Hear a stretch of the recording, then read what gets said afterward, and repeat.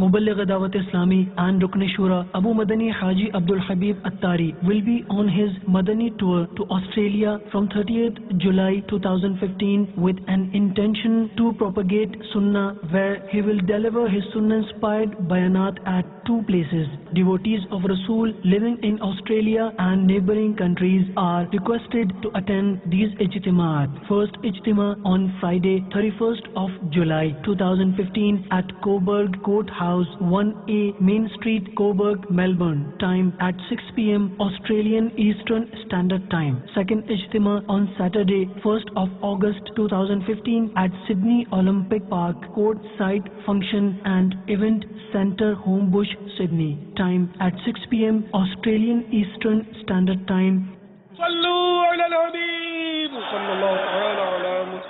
मुझे अपनी और सारी दुनिया के लोगों की इस्लाह की कोशिश करनी है।